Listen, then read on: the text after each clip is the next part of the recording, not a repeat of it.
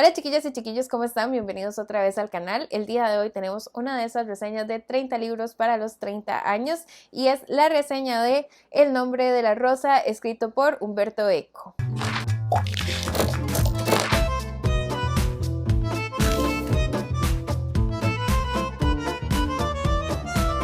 El nombre de la rosa fue escrita en 1980 por Umberto Eco y es una novela bastante particular porque es una novela que podríamos decir que es como de misterio, que es como policíaca, pero al mismo tiempo es histórica y al mismo tiempo tiene que ver con la Edad Media. En fin, es una novela bastante particular. En 1985 Umberto Eco publicó Las Apostillas, que es como un libro explicando el nombre de la rosa. Es como un tratado de poética, se le dice. Y bueno, en esta edición que la linda de Nao me había regalado, por dicha trae esas apostillas al final del libro. No todas las ediciones la tienen, pero es muy interesante de leer una vez que ya se ha terminado la novela, porque nos explica como ciertas cosas que puede ser que nosotros pasáramos desapercibidas cuando vimos la novela, y además explica por qué la novela se llama El nombre de la rosa. Esta novela ha ganado varios premios, que son el premio Strega en 1981, el premio Medicis extranjero de 1982 y entró en la lista del New York Times en 1983. ¿Y qué nos vamos a encontrar en El nombre de la rosa? Nos vamos a encontrar en el siglo XIV. Nuestro personaje principal es Guillermo de Baskerville, que él es un monje que tiene un pasado ahí con la Inquisición, y también vamos a conocer a su pupilo, que es Azzo de Melk. Ellos dos van a llegar a una abadía que está bastante lejana allá en Italia. Esta abadía es súper famosa porque tiene una de las bibliotecas más grandes, más impresionantes, más misteriosas y que tienen un acceso muy restringido. Para ponernos un poco en contexto, aquí las bibliotecas eran bastante importantes porque en ese momento los monjes eran los que escribían los libros, no existía la imprenta. Entonces yo, para poder leer un libro, tenía que ser escrito por un monje. Eran súper valiosas, entonces era como de estas bibliotecas súper impresionantes y que va muchísimo más allá de la cantidad de libros que tenían ahí. Después vamos a hablar de eso, pero es súper interesante y súper importante la enorme biblioteca que tenían en esta abadía. Resulta que cuando llegan Guillermo y Azzo se dan cuenta que han empezado a ocurrir crímenes y que van siendo pues relacionados entre sí, no solo por la biblioteca, sino también por unos textos apocalípticos y que se supone que todo está relacionado con la Biblia. Y es que los monjes empiezan a aparecer muertos de uno a uno en unas circunstancias bastante misteriosas. Entonces, como Guillermo pues tiene como todo este background de inquisidor y de investigador, entonces el abad le pide que por favor los ayude a descubrir quién es el asesino, quién está matando a los monjes en esta abadía. Pero sumado a todo esto, también tenemos involucrado un conflicto político-religioso, donde Guillermo iba a esta abadía para poder como oficiar una reunión entre los aliados del Papa y los aliados de los franciscanos, que entre ellos pues iban a discutir que si Jesús era pobre, que si no era pobre, que tenía que ver con temas de la herejía, porque recordemos que estamos en plena Inquisición, entonces ellos estaban buscando a ver quiénes eran herejes, quiénes no eran herejes, y pues ahí todo se va complicando un poco más. Bueno, ahora vamos a hablar un poco de quién es Umberto Eco. Umberto Eco nació en Italia en 1923 y murió en el año 2016. Además, él era semiólogo. ¿Qué es un semiólogo? Bueno, es una persona que estudia los símbolos y los signos, y además era escritor. En su adultez formó parte del grupo de artistas y pintores, músicos, escritores denominado el Grupo 63, que él mismo ha dicho que influirían mucho en su carrera como escritor, y que además que sin haber formado parte del Grupo 63, pues él no habría llegado a escribir El nombre de la rosa. Umberto Eco recibió numerosos premios y honores a lo largo de toda su carrera, entre los que cabe destacar galardones como el Príncipe de Asturias de Comunicación y Humanidades o la Orden de Caballero de la Legión de Honor Francesa. También, como les mencionaba, el premio Strega en 1981, que es el más prestigioso en Italia. Ahora vamos a hablar un poco del contexto histórico de El nombre de la rosa, porque no podemos hablar de este libro sin hablar un poco de lo que estaba pasando en ese momento con la iglesia y con la religión. Como les decía, está ambientada en el siglo XIV, que es el pleno apogeo de la Santísima Inquisición. Es que en este momento de la historia se discutía muchísimo sobre las posesiones materiales de la iglesia y de los monjes, sacerdotes, etc.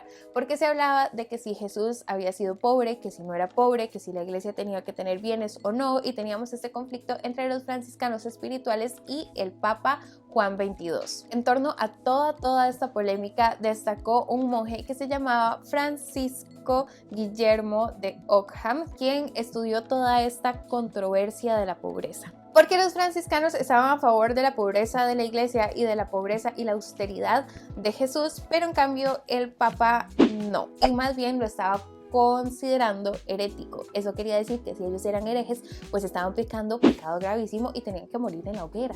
Y este señor Guillermo de Ockham, que era monje, estuvo pues investigando todo este conflicto, y que de ahí viene nuestro personaje principal, Guillermo de Baskerville, que también está relacionado un poco con Sherlock Holmes porque es un detective. Y resulta que este señor Guillermo de Ockham, pues él pensaba mucho, era muy analítico, muy lógico, y entonces él creó una filosofía científica que se llamaba la navaja de Ockham, y que según él, lo voy a leer textual, es que en igualdad de condiciones la explicación más sencilla suele ser la más probable. Y esto quiere decir que cuando tenemos dos teorías para resolver algún misterio o algún conflicto, la más simple suele ser la verdadera. Y esto pues es muy interesante que este personaje haya existido, que sea un personaje real, y que podemos ver que está o que influenció muchísimo a Umberto Eco para crear su personaje principal, Guillermo de Baskerville, porque cuando leemos la novela, Guillermo es como ese investigador muy Sherlock Holmes. Pero además de eso, en la novela tenemos otros personajes que son reales, como lo es Hubertino, que cuando lean la novela van a saber quién es. A mí me cayó muy bien Hubertino, Michel de Cesena y Bernardo Gui, que es el inquisidor que va a llegar luego a la abadía. Además, otro dato muy interesante es que el personaje Jorge de Burgos, que es el bibliotecario que es ciego, está inspirado en Jorge Luis Borges. Y ahora, hablando de cosas que me gustaron de la novela, una de mis favoritas es la voz narrativa de la misma. Porque resulta que cuando empezamos a leer el libro nos dicen que estamos leyendo el manuscrito de Atzo de Melk, que es el pupilo de Guillermo. Entonces es como si estuviéramos leyendo el libro que escribió Atzo mucho tiempo después de haber estado en la abadía. Entonces tenemos varias voces narrativas. Tenemos pues al Atzo joven, que es el que nos va contando la historia cuando él tiene 18 años y estaba en esta abadía, pero también tenemos la voz de el Atzo de 80 años, que es el que está escribiendo el libro. Entonces es súper interesante de ver, porque este Atzo mayor empieza como a cuestionarse y a filosofar sobre las decisiones que él había tomado cuando era joven. Aparte de que yo sentía que a veces este Atzo de 80 años me spoileaba la historia, porque uno estaba como todo intrigado con los asesinatos que estaban pasando, y de pronto Atzo llega y le dice a uno como, y es que lo que no sabíamos es que tantas noches después íbamos a descubrir que, y yo como, Atzo querido, me estás spoileando la historia. Pero resultaba muy interesante pues todas esas formas de pensar y esos cuestionamientos que se hacía ese Atzo mayor sobre las decisiones que él había tomado cuando era joven y de su falta de experiencia. Además tenemos como otra voz narrativa, que es la persona que está como transcribiendo ese manuscrito. Entonces es una novela bastante compleja, pero muy interesante de leer. Otra cosa que me gusta mucho de la novela, que antes les mencioné, es que es muy difícil de encasillarla, porque aquí vamos a tener una novela histórica, pero al mismo tiempo vamos a tener una novela policial, donde está todo este tema de la investigación y de quién es el asesino. También tenemos una crónica medieval con muchísimos detalles. Aprendemos muchísimo de ese contexto social, político, religioso de la época. También tenemos elementos de novela gótica y de un relato ideológico en clave. Es una novela, como les digo, bien compleja, pero que de verdad, o sea, es que es súper interesante. Y ya para ir concluyendo un poco, porque se los juro que podría pasar horas hablando de este libro, hablando de símbolos que aparecen, de interpretaciones. Una de las cosas que más me gustó fue sus personajes. Amé a Guillermo, amé a Atzo y amé a los monjes en general. Podíamos ver cómo cada uno de ellos tenía esa personalidad tan marcada. De Guillermo aprendí muchísimo la forma de pensar, la filosofía. Tenemos a Atso, que es como un bebé, es como esta persona que no conoce casi nada de la vida, entonces todo le sorprende, todo le parece como maravilloso, nuevo, todo es como una esponja que va aprendiendo absolutamente todo. Y los personajes, los monjes en general que están en la abadía, me resultaban tan interesantes, me intrigaban muchísimo. Tenemos a este personaje de Jorge de Burgos que yo decía, es que este señor tiene tanta historia que contar que de verdad pues sí la tenía. Todo lo que aprendí con este libro, toda la investigación histórica que tuvo que haber hecho Umberto Eco, porque de verdad se aprende muchísimo de cómo vivían los monjes en esa época, cómo funcionaba una abadía, toda la parte social, política, religiosa. Otra cosa que disfruté mucho era todos esos conflictos que tenían los monjes en ese momento histórico. Y es que yo de verdad, como les compartí en Instagram Stories, me partía de risa porque yo no podía creer que de verdad fuera tan importante que se cuestionaran que si Jesús era pobre, que si no era pobre, que de dónde dormía, que si tenía un bultito, que si no lo tenía, que si se reía, que si no reía, que la risa es mala, que, o sea, eran demasiadas cosas que yo decía, really, eso era tan importante en ese momento. Y más allá de eso, de que si era o no era tan importante, era todas las decisiones políticas, religiosas, sociales que se estaban tomando en eso, que si Jesús se reía o si no se reía, que entonces que si alguien se reía era hereje y se podía quemar o no se podía quemar, o yo no sé, eran demasiadas cosas que yo decía, ¿en serio? Pero son cosas reales que sí pasaron. Una de mis partes favoritas, así que me volaron la cabeza, fue el tema de la biblioteca, y aprendí muchísimo respecto a cómo funcionaban las bibliotecas en ese momento, cómo funcionaba todo el tema de los libros en ese momento, porque pues sí, no había imprentas, entonces las personas para poder tener libros tenían que escribirlos, tenían que escribir hoja por hoja, palabra por palabra, los dibujitos, los miniaturistas, toda esa información me pareció muy interesante. Quiero hacerles un video más adelante de cómo eran los libros antiguos y cómo funcionaba todo este tema de tener bibliotecas y de tener libros, aparte de que eran súper costosos a nivel económico. Tener una biblioteca era un gasto enorme, y mantenerla y tener los libros, todo lo que implicaba el papel, dónde era que escribían, las tintas, y que de verdad tenía que ser alguien muy culto, poder leer y poder escribir. Era como de la élite, una cosa así. Entonces toda esa parte social, cultural de la época me fascinó.